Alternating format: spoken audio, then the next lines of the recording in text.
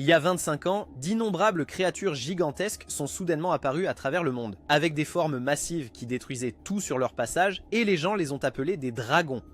Peu de temps après, l'humanité a commencé à voir des enfants naître avec le pouvoir des dragons, et ils ont été appelés dés. Il y a 3 ans, un événement terrifiant s'est produit. Un dragon massif s'est dirigé vers Mitsuki, et la fille a utilisé ses pouvoirs de dragon pour le combattre, mais elle a échoué. À ce moment-là, son frère aîné Yu est apparu, lui a dit quelque chose puis a avancé pour affronter le dragon déformé.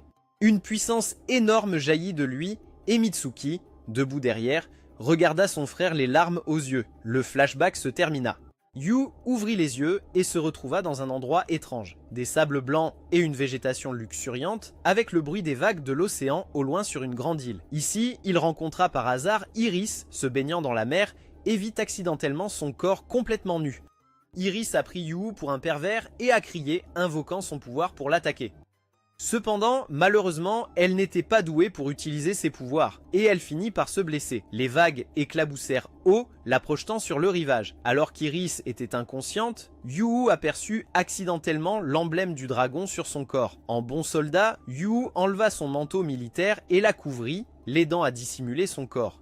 Quand elle s'est réveillée, la fille pensait toujours que Yu était un pervers, car sur l'île de Midgar, il n'y avait jamais eu de garçon. Pour prouver son innocence, Yu a présenté son identification militaire en service actif de Nifel et s'est présenté. Iris fut surprise qu'il ait le même âge qu'elle, tous deux ayant 16 ans. Yu était très poli, détournant le visage pour attendre qu'Iris s'habille. Mais au lieu de mettre ses propres vêtements, Iris se présenta en portant le manteau de Yu. Quand il voulut récupérer son manteau, elle commença à le soupçonner d'être un pervers, le reprenant juste pour sentir l'odeur de son corps, et elle le gronda bruyamment. À ce moment-là, une fille partageant le nom de famille Mononobe avec Yu apparut, le saluant après 3 ans de séparation, au grand choc et étonnement d'Iris. Tous les 3 retournèrent ensuite à l'école ensemble. Mitsuki lui donna un uniforme scolaire et expliqua que, puisqu'il était sur l'île, Yu devait s'inscrire dans leur académie. Midgar avait toujours été une école réservée aux filles et il en était le tout premier élève masculin.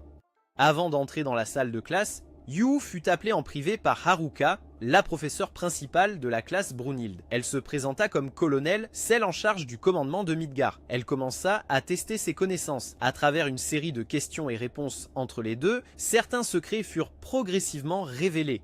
L'île de Midgar était autrefois un camp de prisonniers pour les dés que Nifel avait capturés, mais lorsque la société a accepté les dés, elle a été transformée en académie sous l'autorité d'Asuga. L'objectif actuel de Midgar était d'utiliser le pouvoir des dés pour bénéficier à la société, comme matérialiser des pouvoirs sombres en ressources rares et les utiliser pour combattre les dragons. Après avoir terminé sa conversation avec Haruka, Yu fut conduit par Mitsuki, sa sœur cadette et présidente du conseil des élèves de Midgar, pour être présenté à toute l'école. Les élèves étaient extrêmement curieux à propos de Yu, surpris qu'il soit un garçon et aussi un dé. Mitsuki rappela à tout le monde de ne pas discriminer par genre, mais de prendre soin les uns des autres et de se protéger mutuellement. Bien sûr, si Yu causait des problèmes, même en tant que frère de la présidente du conseil des élèves, il serait quand même sévèrement puni.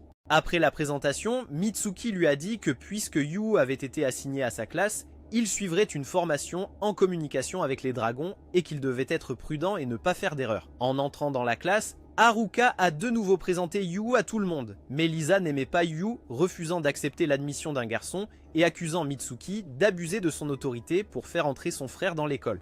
Cependant, Mitsuki a déclaré que c'était une décision équitable après des procédures appropriées et une enquête officielle. Yu a également levé la main pour prouver qu'il portait l'emblème du dragon, montrant qu'il était vraiment un dé. Lisa a alors exigé qu'il démontre son pouvoir sur le champ et les camarades de classe ont été d'accord. Yu n'a pas hésité à montrer sa force. La matière noire était une substance qui pouvait être transformée en de nombreux objets et phénomènes et tous les dés pouvaient la contrôler. Yu transforme la matière noire dans sa main en un pistolet capable de tirer de vraies balles. Ariella ne comprenait pas pourquoi il utiliserait son pouvoir pour créer quelque chose d'aussi inutile, et Haruka expliqua qu'à Midgar, l'ennemi n'était pas humain, donc utiliser des armes au feu serait inefficace. Avant de commencer la leçon, Haruka a demandé à Lisa de lister toutes les espèces de dragons qui avaient été confirmées jusqu'à présent, diffusant ainsi commodément ses connaissances à Yu également. Lisa a connecté son téléphone à l'écran du tableau et a commencé à répondre. Les dragons qui étaient apparus incluaient le dragon noir Rotola, le dragon blanc Léviathan, le dragon rouge Basilic, le dragon bleu Hecatonkers, le dragon d'or Fresberg, le dragon vert Yggdrasil et le dragon violette Kraken. Leur prochaine cible était le dragon rouge basilic, dont la carapace était aussi dure que le diamant, rendant ainsi le pistolet de Yu complètement inutile. Lisa méprisait les capacités de Yu, mais Mitsuki ignorait son hostilité, tandis qu'Iris prenait directement la parole pour le défendre, disant que Yu était désormais l'un de leurs camarades et qu'elle n'était pas gênée par l'incident embarrassant de ce matin. Cependant, la franchise brutale d'Iris ne fit que renforcer l'idée que Yu était une personne méprisable, une tâche qui ne pouvait être effacée, même s'il se jetait dans le fleuve jaune. La scène se déplaça vers la salle d'entraînement. Yu se demanda pourquoi elle avait été construite sous terre, et Iris expliqua qu'une matérialisation ratée pouvait provoquer des explosions mortelles, donc elle avait été construite sous terre pour éviter les accidents de détonation de matériel. Ce qui préoccupait le plus Yu, c'était Iris elle-même à cause de l'explosion sous la mer plus tôt ce matin-là, et il découvrit également qu'elle n'avait jamais réussi à matérialiser de la matière. Comme c'était sa première fois dans le cours pratique, Yu s'est assis dans la salle d'observation. La salle d'entraînement a commencé à changer et Haruka a passé en revue les leçons pour les autres tout en enseignant à Yu. En transformant la matière noire en air, il pouvait voler dans le ciel. Pour aider leur pratique, Mitsuki a matérialisé de la matière noire en diamant en forme de basilic dragon rouge. Lisa a déclaré avec audace qu'elle montrerait à Yu la différence de leurs capacités. Elle a invoqué une lance d'énergie, bien que ce ne soit pas une vraie lance. Haruka a expliqué qu'en modifiant sa forme, sa surface était matérialisée, mais que 99% restait de la matière noire. La lance dans la main de Lisa a libéré une puissante explosion d'énergie, brisant instantanément le diamant. Le suivant à faire une démonstration fut Ferrol, qui a invoqué un livre magique et attaqué le dragon basilic rouge de diamant avec une puissante balle d'air comprimée. Haruka a noté que les filles n'imaginaient pas des choses comme de vraies balles lors de la matérialisation. Ce qu'elles imaginaient, c'était de la magie. Miyazawa a invoqué un énorme marteau et a écrasé le corps de diamant de la bête, envoyant des éclats voler partout. Lisa a invoqué le vent pour rassembler les fragments. Oriella a conjuré un bouclier géant pour les bloquer, tandis que Mitsuki a invoqué un arc qui a tiré une flèche d'énergie surpuissante, détruisant complètement le basilic dragon rouge diamant. C'est ainsi que les filles s'entraînaient pour la bataille contre les dragons. Haruka a expliqué que les dragons apparaissaient à plusieurs endroits à la fois parce qu'ils cherchaient un dé compatible avec eux. Chaque dé portait une marque sur leur corps et lorsqu'ils rencontraient un dragon avec une compatibilité correspondante, la marque se transformait et le dé se changeait en un dragon similaire. Cette vérité avait été confirmée lorsqu'ils avaient tué le kraken pourpre, car ils avaient été forcés d'abattre un camarade qui s'était transformé en dragon. Ensuite, l'objectif fondamental de Midgar a été modifié. L'endroit servait désormais de forteresse pour protéger les dés qui étaient ciblés et pour retenir les dragons au port. La dernière à s'entraîner était Iris. Elle a invoqué un bâton magique plutôt mignon, murmurant qu'elle voulait lancer une météorite, mais cela a échoué. De la matière noire est tombée et a explosé bruyamment.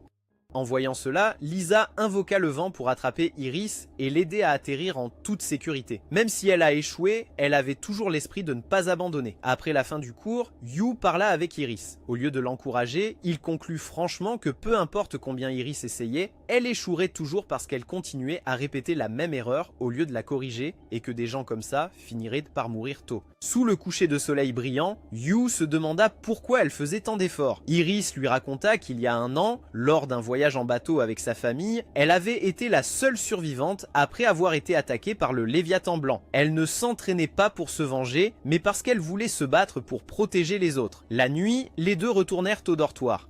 Iris se sentait troublée parce que Yu la traitait mieux que les autres, et elle voulait le connaître davantage et comprendre ses sentiments. Cependant, Yu ne la voyait que comme une petite sœur parce qu'elle ressemblait à Mitsuki à bien des égards. Mais Iris n'était pas du genre à abandonner facilement. Elle voulait se rapprocher de Yu. Juste au moment où elle allait avouer ses sentiments, l'alarme a soudainement retenti, annonçant une alerte de niveau C dragon blanc. Yu se demanda si le niveau C était dangereux, puis vit Iris se tenant le ventre, cachant la marque qui commençait à se transformer. Dans la salle de commandement, Haruka se tenait devant l'écran d'alarme, qui affichait que dans moins de 48 heures, le Léviathan blanc arriverait à Midgar.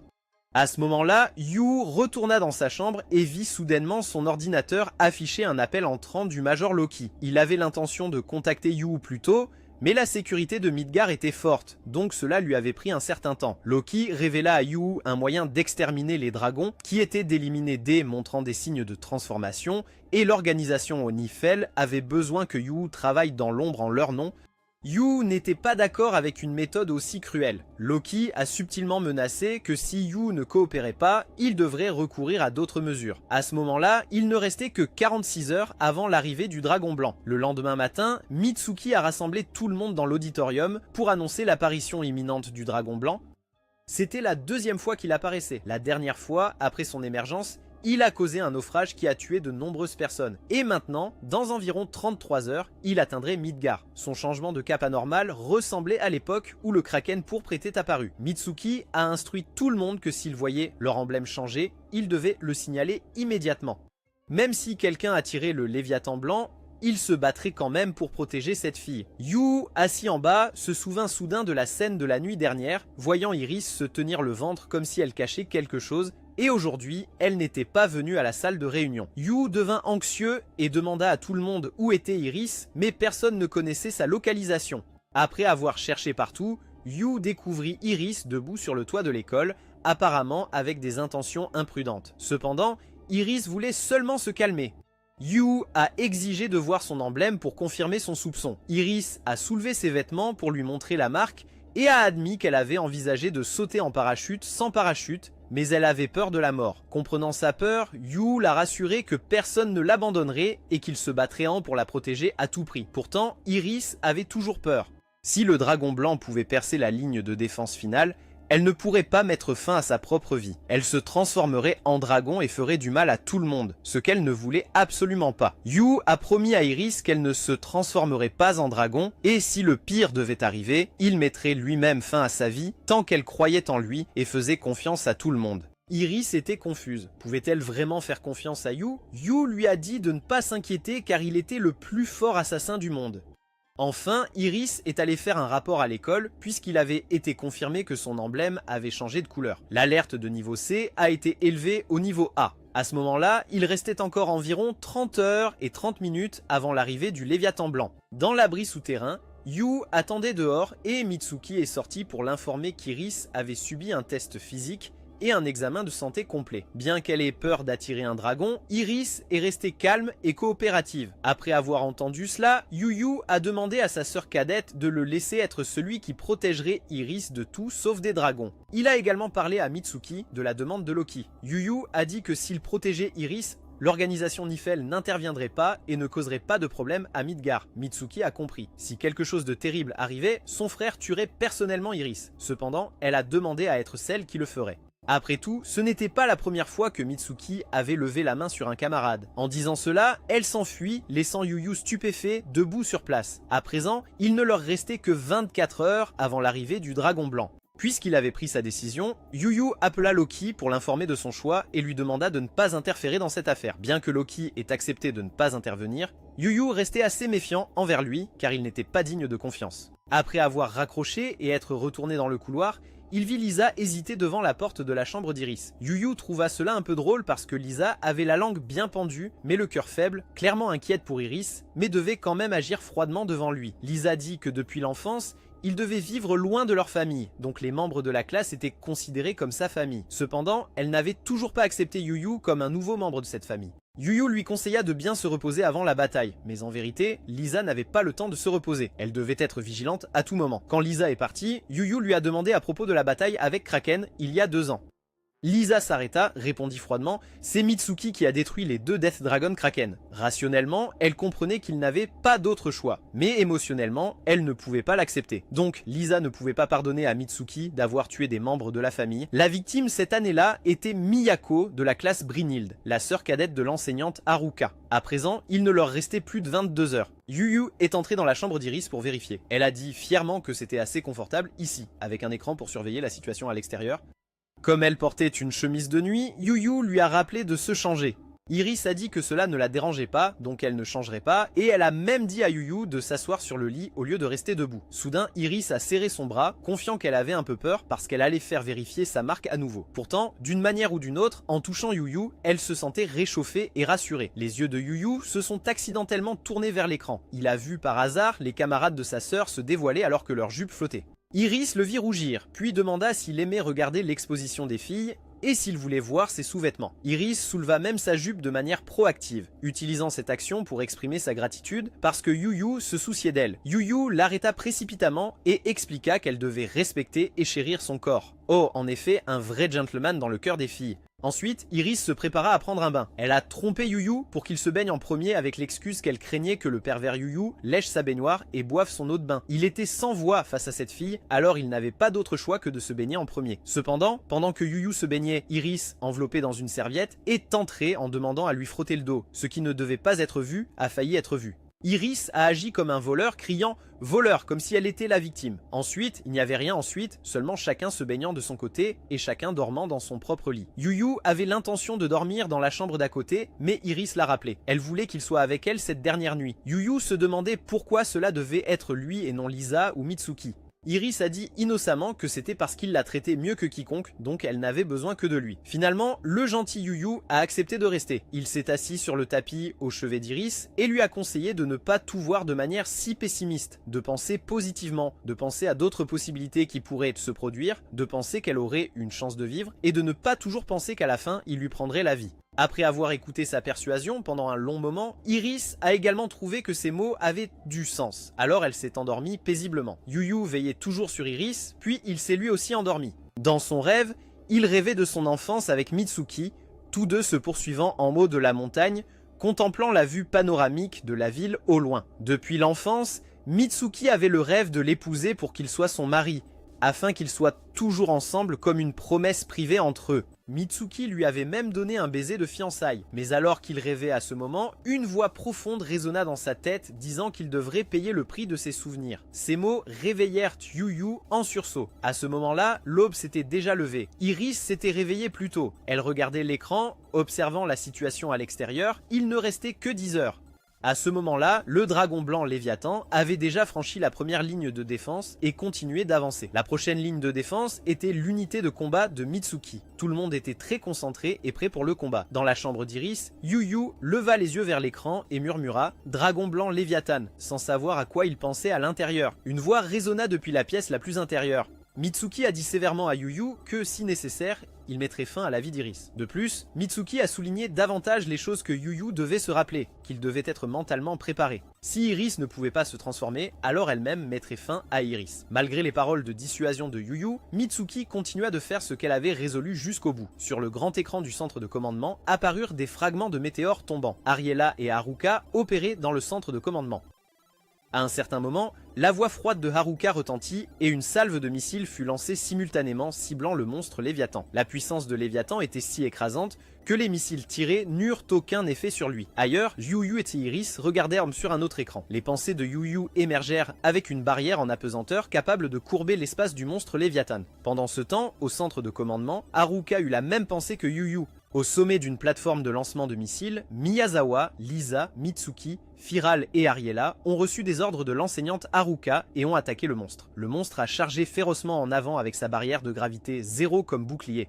Un par un, chacun utilisa ses capacités et pouvoirs uniques, se combinant pour attaquer Léviathan, créant une explosion en onde de choc sur la mer sans une ondulation. Du côté de Yu, soudainement Iris sentit quelque chose d'anormal et cria à tout le monde de s'éloigner. Ces mots étaient comme un avertissement. Le monstre surgit de sous la mer, il apparut sans une seule égratignure. Peut-être que l'attaque précédente ne l'avait qu'énervé. Léviathan rugit une onde sonore, mais Ariella créa un bouclier pour protéger tout le monde. Pourtant, il ne put tenir, et tous furent emportés par cette onde sonore. Même les tours de lancement de missiles ont été brisées par l'impact. Ainsi, la transmission de la bataille a été interrompue. La situation était chaotique. Haruka était plongé dans ses pensées lorsqu'un appel de Loki est arrivé. Du côté de Yue, il a également reçu un appel. La scène était maintenant le dialogue entre Haruka et Yue. Pourtant, il semblait qu'elle ne voulait pas qu'Iris soit présente à ses côtés en ce moment. Sachant cela, Yue dit à Iris de se boucher les oreilles jusqu'à ce qu'il ait fini de parler avec Haruka, et Iris obéit, se bouchant les oreilles et s'accroupissant. Yue s'avança et demanda la raison de la présence de Nifel ici. Les deux échangèrent quelques mots, l'un ne voulait pas qu'Iris disparaisse. L'autre disait que si elle était là, alors tout se répéterait comme il y a 2 ans. Yue semblait avoir découvert un secret de Haruka impliquant sa sœur cadette, alors il pensait que c'était la raison pour laquelle Haruka avait laissé Nifel intervenir venir.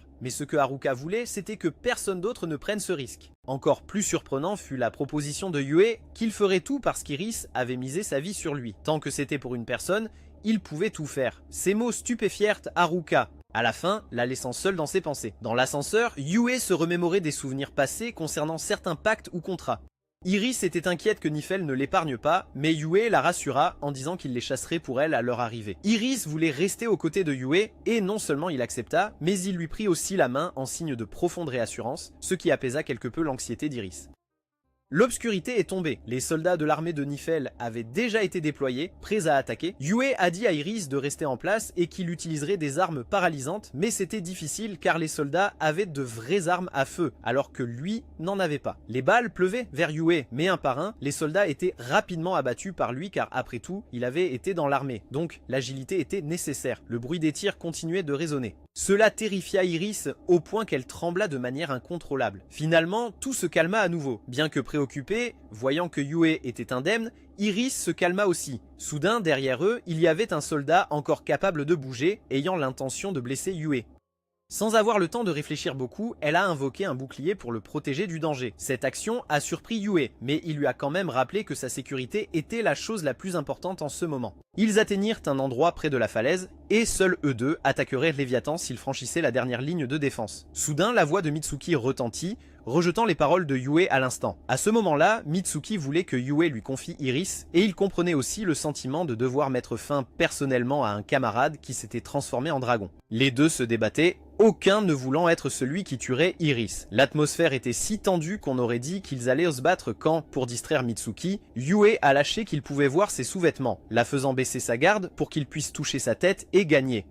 C'était la règle entre eux deux quand ils étaient enfants. Yue a rejeté l'idée précédente de mettre fin à Iris et a plutôt dit qu'ils devraient se battre ensemble jusqu'à leur dernier souffle. La scène a changé pour le début de soirée. Lisa a demandé pourquoi Yue et Iris étaient ici. Iris s'est excusée sincèrement auprès de Lisa. De plus, Yue a souligné qu'Iris pourrait être une clé pour les aider. Des paroles de Yue, on pouvait voir jusqu'où allaient ses capacités. Pendant que tout le monde parlait, Léviathan s'est approché avec une présence terrifiante. Lisa, par inquiétude pour Iris, voulait qu'elle descende au refuge, mais Iris semblait avoir pris sa propre décision de ne pas fuir et de ne pas abandonner. Le pouvoir du bâton dans sa main soutenait en partie tout le monde. Le bouclier gravitationnel entourant le monstre disparut, créant une occasion en or de le détruire. Chaque personne lançait ses propres attaques. Comparé au combat plus tôt dans l'après-midi, ils s'en sortaient beaucoup mieux maintenant. Il semblait qu'ils avaient vaincu Léviathan, mais non, il était enragé. Sa fureur a eu certaines conséquences pour tout le monde. Léviathan continuait d'avancer malgré les attaques d'Iris.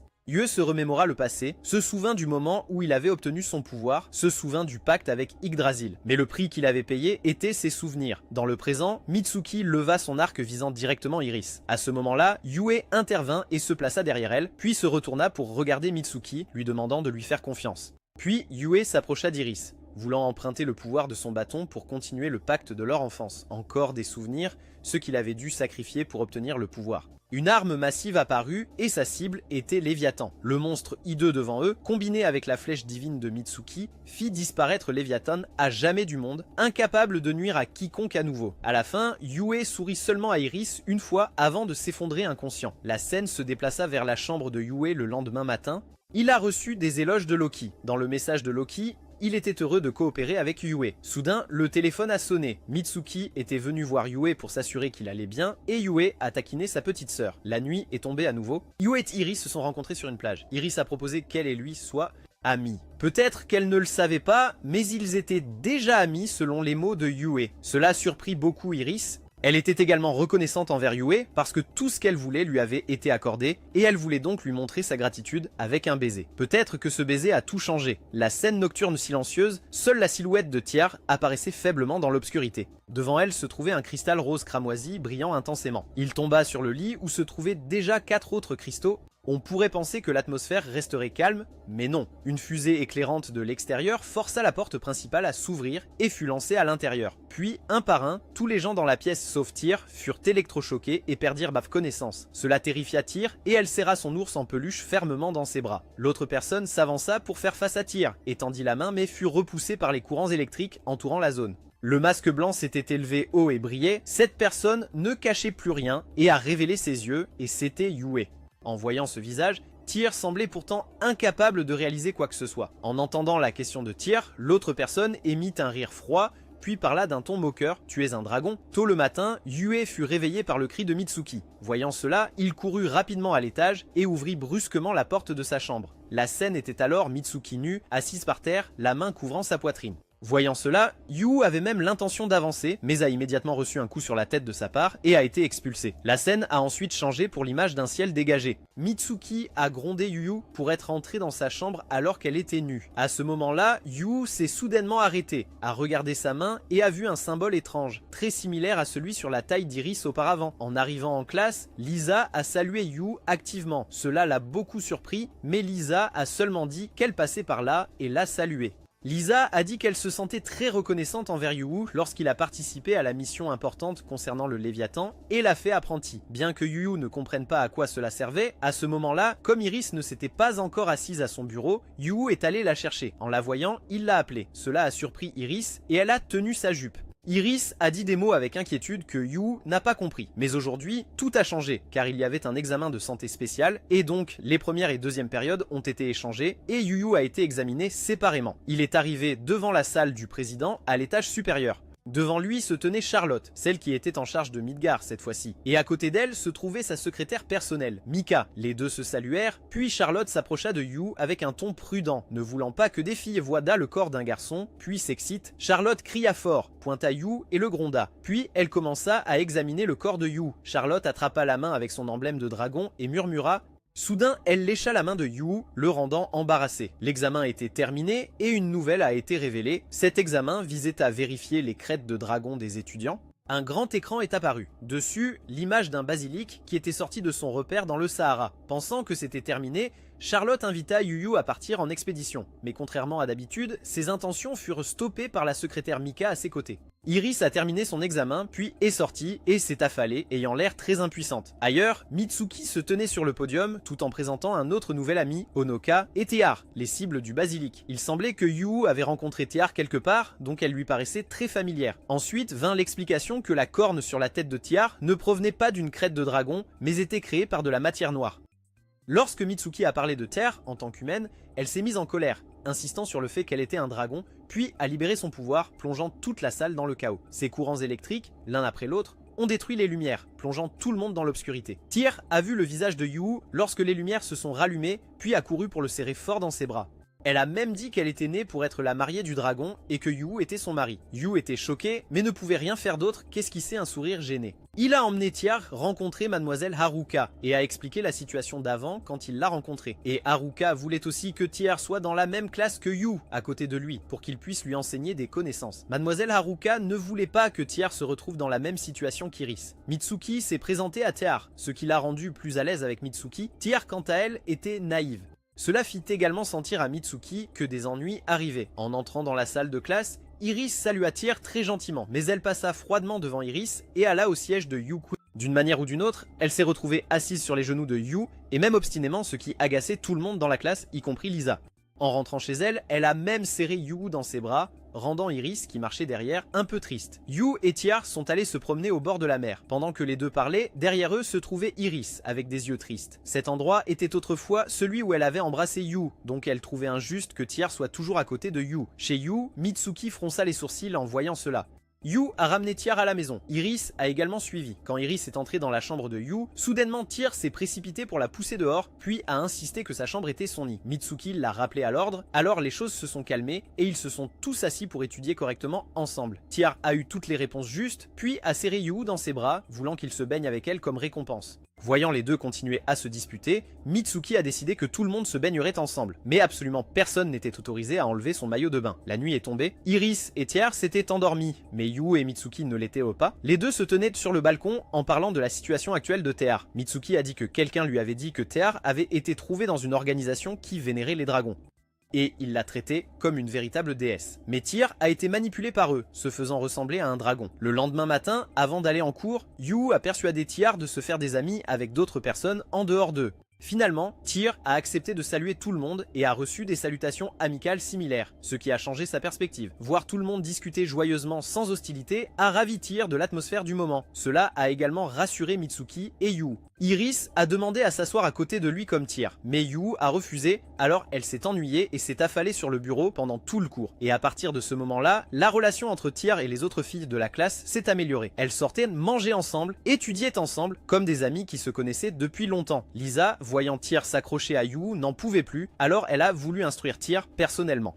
Ensuite, Lisa, avec Yu, a appris à Tyr comment utiliser la matière noire. Alors qu'elle se concentrait sur l'invocation de sa propre arme, l'image de la personne mystérieuse du passé est apparue, accompagnée de voix résonantes, voulant que Tyr se souvienne qu'elle était un dragon. À ce moment-là, le pouvoir de Tyr a perdu le contrôle et a créé une tornade massive l'entourant. Yu et Lisa ont vu cela et étaient très inquiets pour sa sécurité. Lisa a appelé le nom de Tyr, mais à l'intérieur de la tornade se trouvait la silhouette de Tyr. Il semblait qu'elle n'était plus elle-même, manipulée par quelque chose de profond en elle. À ce moment-là, Lisa expliquait à Tyr l'arme imaginée. Elle est utilisée pour que le processus de transformation matérielle devienne plus précis et efficace. Semblant intéressant, Tyr l'a essayé avec enthousiasme. Elle ferma les yeux pour se concentrer. Immédiatement après, un flux de petites puissances apparut autour de Tyr. Ces petites étincelles scintillaient progressivement et se fondaient en une masse d'énergie plus grande. Tyr pensait continuellement dans sa tête les mots « Mon pouvoir, tout mon pouvoir » pour créer l'arme de Tyr. Mais en se concentrant trop, une personne mystérieuse en cape l'appela, faisant sursauter Tyr.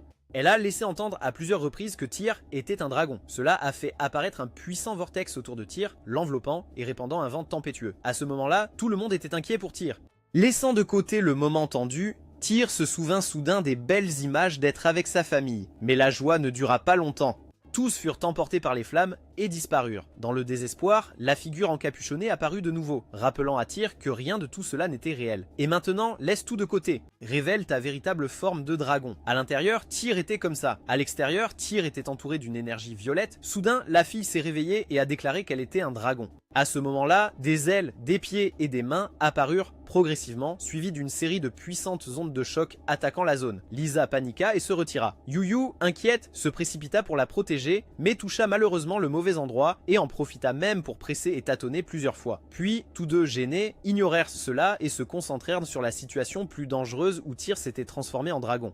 Parce que l'arme imaginée par Tyr avait pris la forme d'un dragon, et Tyr avait complètement cru qu'elle était un dragon. Puis des éclairs ont de nouveau attaqué les deux. Voyant la situation tendue, Lisa a décidé qu'il devait trouver un moyen de séparer Tyr du dragon. Ensuite, Lisa a invoqué l'arme Gungnir, transpercée. Des flammes ont éclaté, se dirigeant directement vers le dragon. Lorsqu'elles ont transpercé son aile, celle-ci s'est immédiatement restaurée à son état d'origine. Bien que difficile, Lisa était déterminée à ne pas laisser Tyr rester ainsi. Elle a persisté à tirer sur les deux ailes et a continué à utiliser la technique de perçage. À ce moment-là, Tyr s'est soudainement réveillé et s'est séparé de la forme de dragon. La fille est tombée librement d'en haut. Yu a rapidement couru pour attraper Tyr et n'a cessé de l'appeler par son nom. La fille l'a regardé un instant puis s'est évanouie. Ensuite, ils ont amené Tyr dans une chambre pour se reposer.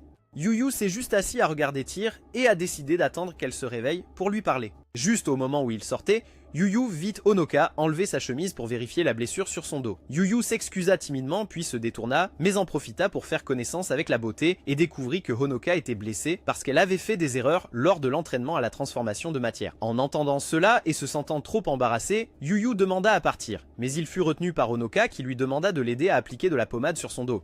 Il prit poliment du coton, le trempa dans un antiseptique et le tamponna sur la plaie. Dans cette situation gênante, Yu demanda ses circonstances et apprit que Honoka avait une relation plutôt froide avec sa mère et qu'elle n'avait pas de père, ayant vécu de manière indépendante depuis l'enfance. Voyant cela, Yu se lia immédiatement d'amitié avec elle et lui proposa que si elle avait besoin de quoi que ce soit, elle devrait lui dire, il serait prêt à aider. Après que tout fut terminé, un appel téléphonique est arrivé. C'était au sujet du culte du dieu dragon qui prévoyait de sauver Tyr Lightning. Cependant, le système de défense de Midgar était serré, donc il n'avait pas encore pu s'infiltrer. Par conséquent, l'unité anti-Niflheim Kili Surtur Muspelheim serait déployée. Et quand Kili arriverait, il y aurait pas mal de victimes, donc Loki comptait sur le lieutenant Monono, Yu.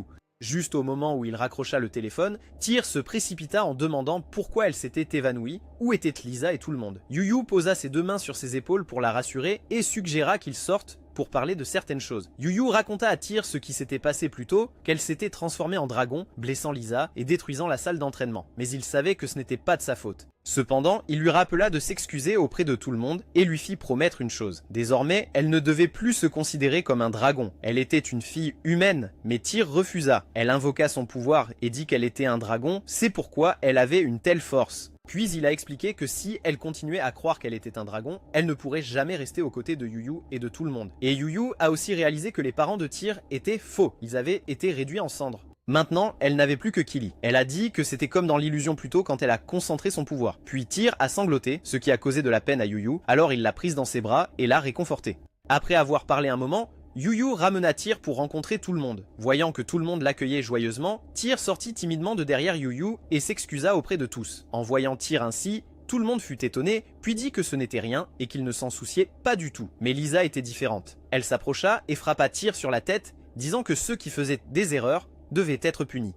Ils doivent être corrigés avant de sombrer dans la culpabilité, et Tyr s'était déjà racheté. Elle alla serrer Tyr dans ses bras et sourit pour la rassurer. Tyr n'avait plus besoin de s'inquiéter à ce sujet. Voyant que tout le monde avait résolu le problème, Iris eut soudain une idée. Elle suggéra que demain, ils pourraient tous sortir ensemble. Cela semblait amusant, alors ils choisirent une plage verte avec des vagues pour jouer. Iris accourut en montrant son nouveau bikini après avoir été frappée par les vagues plus tôt. Yu a loué qu'elle était belle dedans, ce qui a fait rougir Iris et s'effondrer. Tyr a également demandé à Yu comment elle était. Yu l'a regardée et a loué Tyr comme mignonne. Mais Tyr voulait seulement qu'il dise qu'elle était belle et a défié Iris. Le premier jeu était un château de sable. Iris a établi la règle que celui qui renverserait le bâton en premier serait le perdant. Ensuite, ils ont continué à jouer ensemble et Tyr a été le gagnant. Après, Lisa et d'autres groupes d'amis sont également arrivés au complet. Puis Yu a aussi complimenté Lisa en disant qu'elle était belle dans son maillot de bain. Mais cela a agacé Mitsuki qui a lancé un ballon sur Yu. Elle a critiqué que c'était du harcèlement. En entendant cela, Yu a dû utiliser sa tactique de diversion pour la complimenter en disant qu'elle était belle, mais Mitsuki a également dit qu'elle ne rougirait pas facilement comme les autres. Cependant, après qu'il l'ait complimentée, elle a rougi encore plus et lui a même tiré l'oreille. Passons à Tyr et Iris. Tyr gagnait toujours en gardant le bâton immobile. Après cela, tout le monde a également passé un bon moment ensemble. Certains sont allés pêcher. Certains se prélassaient sous le soleil sur la plage. Certains lisaient des livres et discutaient entre eux. C'était vraiment une sortie paisible et joyeuse. Puis ensuite, tout le monde a joué au volleyball sur la plage. À côté d'eux, Ariella et Miyazawa étaient assises sur la plage jusqu'au soir, toujours incapables d'attraper un seul poisson. Et puis le principal a aussi voulu se joindre à leur amusement. Ensuite, ils ont commencé à griller un barbecue sur la plage joyeusement et délicieusement. Cette nuit-là, Yu l'observait silencieusement, tout le monde s'amusait. Voyant qu'il semblait seul, le principal est venu à côté et a confié à Yu. Après avoir discuté un moment, puis se sentant ennuyé, le principal a souhaité danser et chanter avec les élèves. Mais Mika l'a frappé sur la tête et l'a ramené au travail. Cette nuit-là, Yu était dans le salon et lisait des informations sur Kili. Elle était la chef du culte du dieu dragon depuis 3 ans, soupçonnée d'avoir participé à plus de 300 incidents terroristes, brûlant tous sans nécessairement les toucher, une divinité du système du feu. Elle a choisi de vivre comme un dragon et Yu ne voulait pas que Tyr vive comme elle. Juste au moment où il serrait les dents, serrait le poing de frustration, un tremblement de terre a étonné Yue. Il devint rapidement alerte et malheureusement, dehors, c'était déjà en flammes comme ce que Yue avait lu à propos de Kili. Pendant que Yue parcourait des informations sur Kili, dehors, il y avait déjà un feu ardent. Un dragon était entré de l'extérieur pour attaquer. Les alarmes d'urgence retentissaient continuellement et un rang bleu s'infiltrait ici. C'était le bleu Hécatonchir. Yue est sorti inquiet pour voir. Il se demandait pourquoi il était là. Le principal était extrêmement étonné que personne ne l'ait détecté. Mais puisqu'il était là, il devait se battre. Pourtant, cela semblait assez problématique. Ensuite, la voix du haut-parleur a calmé tout le monde. Étudiants, veuillez rester calmes et descendre au refuge. À tout prix, n'approchez pas de l'académie pour le moment. Ryumin avait confirmé que cette fille était la seule avec une marque changeante, ce qui signifiait que la cible de ce Hécatonkir pourrait être Tyr Lightning. Ces événements rendaient Tyr extrêmement inquiète. Comprenant ses sentiments, Lisa se pencha doucement pour la rassurer. Tyr, voyant cela, se sentit aussi quelque peu soulagé. Et puis Mitsuki voulait que Lisa protège Tyr. Alors que celui qui était toujours à côté de Tyr était Yue, Mitsuki voulait lui demander de faire autre chose, parce que Tyr faisait toujours confiance à Yue. Et Yue était aussi celui qui choisissait toujours d'agir de la manière la plus convenable. Tyr vit Yue partir et se sentit inquiète, mais il réconforta aussi la fille et promit qu'il reviendrait. Après avoir rassuré Tyr, Mitsuki donna immédiatement des ordres. Firel et Ren se rassemblent sur le toit, tandis qu'Iris a rejoint ses forces avec Mitsuki et Yue. Ariella s'est envolée dans le ciel et a signalé tout changement s'il y en avait. Même si tout était préparé minutieusement, ce dragon n'avait aucune réaction et personne ne savait pourquoi il dévastait le monde. Haruka a demandé de ne pas tenter de le tuer et Katon Kires ne pouvait pas mourir. Même blessé, il reviendrait à la normale. Et Nifel avait également signalé qu'ils avaient réussi à couvrir son corps d'explosifs sous forme gazeuse. Mais il s'était quand même régénéré complètement. Maintenant, on ne pouvait que se concentrer sur la défense pour minimiser les pertes possibles. Mais avec Yue, c'était différent. Il pensait toujours qu'il y avait une autre solution. En regardant ce dragon, Yue se souvenait de quand il était plus jeune, il avait toujours aspiré au pouvoir et avait accepté ce pacte. Et puis Yue a accepté l'unification et a ouvert le feu. Se souvenant de ces moments, Yue a ensuite demandé à Mitsuki si elle l'avait amené ici parce qu'elle voulait qu'il le combatte comme il y a 3 ans. Mitsuki confirma cela et pensa qu'en ce moment, seul Yue pouvait chasser ce dragon, même temporairement. Mais ce serait son dernier recours, car s'il répétait ce qui s'était passé auparavant, Midgar subirait une perte très lourde. De plus, Mitsuki craignait que Yue utilise à nouveau ce pouvoir. Cependant, quoi qu'il en soit, Yue était toujours déterminé à protéger Tyr et tout le monde à l'académie. Changement de scène à l'intérieur de la pièce. Terre était effrayée, serrant Lisa étroitement. En ce moment, Lisa était toujours avec Tyr, la rassurant et la gardant calme. La fille avait peur de ne pas savoir si Yue pouvait gagner. Et Lisa a dit que faire confiance à son homme et attendre était la vertu d'une femme. Cela a rendu Tyr un peu plus forte. Mais de manière inattendue, la situation n'était pas si simple. Juste au moment où elle finissait de parler, une explosion fit soudainement s'éteindre les lumières dans la pièce. Kili était arrivée et avait pris Tyr. Elle avait simplement claqué des doigts et une explosion était apparue juste à côté de Lisa et Tyr. Voyant la situation tendue, Lisa se transforma immédiatement et se mit en avant pour protéger la fille. En regardant le visage de Kili, elle semblait calme. En effet, c'était le cas. La lance de Lisa se dirigea vers Kili sans le moindre effet, comme si un bouclier invisible la protégeait. Et puis un autre claquement de doigts fit tomber Lisa en arrière. Kili s'avança lentement vers Lisa, son regard extrêmement froid, un rayon de lumière brillait directement sur le bout de son doigt. Voyant cela, Lisa s'est dépêchée de protéger Tyr et a fui avec elle. Mais où qu'elles aillent, Kili les suivait de près. Chacun de ses pas était une flamme couvrant l'espace. Kili se rapprochait progressivement, tandis que Tyr et Lisa se cachaient silencieusement dans une pièce fermée, écoutant chaque explosion se rapprocher. Comment pouvait-elle échapper à l'emprise de Kili? Par conséquent, Lisa n'avait d'autre choix que de se dresser pour protéger Tyr et invoqua Gungnir. Lisa tira sans relâche sur Kili et dit à Tyr de fuir. Il semblait que Kili était bien plus forte. D'un simple regard, elle anéantit instantanément Lisa. Du côté de Yue, il entendit une sorte d'explosion et fut surpris, demandant à tout le monde, mais personne d'autre n'entendit. Il se rappela avec inquiétude quand il avait entendu l'appel de Loki que l'organisation adorant les dragons commençait à planifier le sauvetage de Tyr. Les défenses de Midgard n'étaient pas faciles à infiltrer, ce qui signifiait aussi qu'ils enverraient Kili. En se remémorant ces mots, Yue réalisa soudain qu'il avait été trompé par une diversion. En effet, Kili avait assommé Lisa, laissant Tyr seul en danger. À ce moment-là, une marque apparut sur la cuisse de Tyr. Kili s'approcha et prit Tyr. Lisa lutta pour se lever et bloquer Kili, ne lui permettant pas d'emporter Tyr. Et Kili frappa Lisa sans pitié. Une vague de puissance s'éleva dans le ciel. Tout le monde l'a vu. Avec cette source de puissance, le dragon avait bougé. Lorsque Kili a pris Tyr dans ses bras pour partir, elle a heureusement été rattrapée par Yue juste au moment où Kili levait le doigt pour claquer. Yue tira rapidement une balle sur Kili, mais elle fut bloquée par son bouclier. Ensuite, l'arme dans la main de Yue fut également chauffée par Kili jusqu'à devenir brûlante et fondre. Yue regarda son arme, maintenant réduite à une masse visqueuse. Il réalisa que c'était la technique ultime de conversion de matière à haute température. Puis Kili exprima son souhait de ramener Tyr à Basilisk où elle appartenait. Et Kili reprocha à Tyr de ne pas la suivre, ce qui l'avait forcé à abattre Lisa. Yue lança une attaque avec colère, mais ensuite, il réfléchit à nouveau. Si c'était vraiment une transmutation de matière, Yue aurait dû voir de la matière noire. Avant qu'il ne puisse réfléchir davantage, Kili claqua rapidement des doigts pour frapper Yue et l'arme de Yue continua de disparaître. Ensuite, Yue fut brutalement attaquée. Tyr a tout vu. Elle se souvenait quand ses parents avaient été brûlés vifs et supplia Kili d'arrêter. Voyant que la fille semblait mal en point, elle écouta et épargna Yue. Puis Tyr accepta à contre-cœur d'obéir à Kili et de devenir un dragon. Et Kili continua à manipuler son esprit. Elle dit que devenir l'épouse de Basilisk apporterait le bonheur à tout le monde, y compris à Théar. En repensant au bonheur aux côtés des étudiants de l'académie, Théar réalisa soudain quelque chose et se mit à pleurer. La fille sentait qu'elle était déjà bien trop heureuse ici et refusait fermement de partir. De plus, elle voulait devenir la mariée de Yue plutôt que celle de Basilisk et elle a toujours voulu rester humaine. Parce que Tyr refusait d'obéir, cela irritait Kili. Elle claqua des doigts une fois. Une énergie puissante jaillit de son bout de doigt. Kili décida qu'elle rendrait Tyr incapable de vivre comme un humain désormais. Yue se précipita pour l'arrêter, mais ne put pas. Tyr était terrifié. Voyant la fille ainsi, Yue déchaîna immédiatement la puissance du Léviathan, repoussant Kili. Kili reconnut cette source de pouvoir et exigea que Yue lui remette Tiar. Bien sûr, il n'était pas d'accord et Kili menaça qu'il regretterait de ne pas lui avoir remis Tiar aujourd'hui. Avant que Yue ne puisse réfléchir, le dragon avait déjà pénétré dans l'axe.